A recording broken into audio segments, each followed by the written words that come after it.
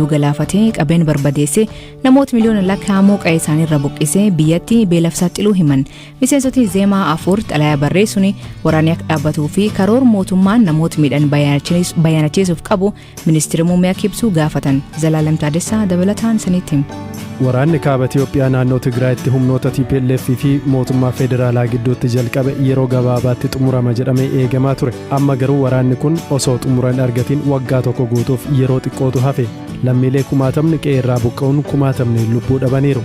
Waraanichi gara naannolee ollaa Affaarii fi Amaaraatti babal'achuun ammoo lammiileen akka du'an buqqaanii fi bu'uuraaleen misoomaa akka manca'uuf ka'umsa ta'ee jedhan miseensonni paartii Izeemaa xalayaa kana barreessan. Kan hordofee paartiin Izeemaa sadarkaa waraanni kun irra jiru irratti ministeera muummee Abiy Ahmed ibsa akka kennaniif xalayaa barreessuun gaafatan. Qabiyyeen isaa maali kan jedhu irratti namoota xalayaa barreessan keessaa tokko kan ta'an Dr. Abrahaam Dastaa akkas jechuun BBC'tti himan. Waraana kaaba Itoophiyaa jiru laalchisee maal akka fakkaatu paarlaamaatti dhiyaatanii ibsa akka kennaniif barreessine. Waraanichi yoom xumurama? Jiraattonni naannicha jiraatan yoom gara jireenya isaanii idileetti deebi'anii jiraachuu jalqabu kan jedhu irratti ibsa akka kennaniifidha.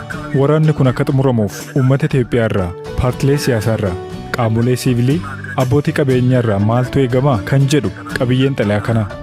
Amma haala jiruun odeeffannoon kan ba'u qaama adda addaa irraati. Miidiyaa hawaasaa irratti kun bahaa jira. Paartileen qaama tokko eeruun kan baasaa jiran. Kun ammoo biyyaaf gaarii miti.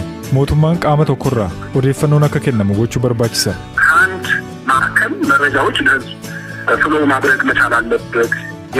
Deebii xalayaa barreessanii eegaa akka jiran kan himan miseensonni paarlaamaa paartii Izeemaa xalayichi afyaa'ee bira akka hin geenye himuun torban kana keessa deebii akka eegaa jiran dubbatan. Amma ariitiin barreessuun maaliif akka barbaachise yoo himan Dr. Abrahaam. Waraanichi yeroo dheeraa fudhate. Uummanni Itoophiyaa yeroo gabaabaatti xumuramaa jechuun eegaa turani. Uummanni Itoophiyaa TPLF'n waggoota 30 darbaniif miidhaan waan irra gahaa tureef arguun barbaadu. Miidhamni darbee jira. Ammas miidhamichi akka itti fufuun barbaadu. Waraana keessa turuun barbaachisu.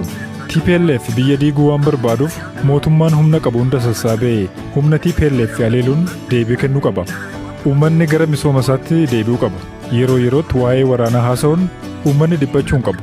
Gama mootummaan qaawwaan waan jiruuf nu akka paartii mormituutti qaawwa kana guutuu waan barbaachisuuf barreessine. Waraanni erga eegalee ganna tokko guutuuf guyyootni muraasni hafan kanaan namootni kumaatamni yoo du'an miliyoona 2 ol qe'ee isaaniirraa buqqa'aniiru. UN akka jedhetti Tigraay dabalatee naannolee Amaaraa fi Affaar keessatti walumaa galatti namootni miliyoona 7 ta'an deeggarsa namoomaa barbaadu.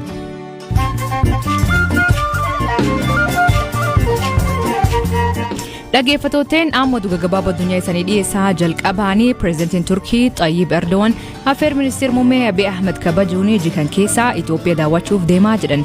Erdogan Itoophiyaa imaluu fi gammachuu akka qabu ibsuun Abiy deebi'ee filatamuu fi erga baggamad dabarse. Dabalataanii walitti dhufeenya fi wal dhageetiin biyyoota lamaanii bulchiinsa Abiy jalaatti akka guddatu amanaa jedhu.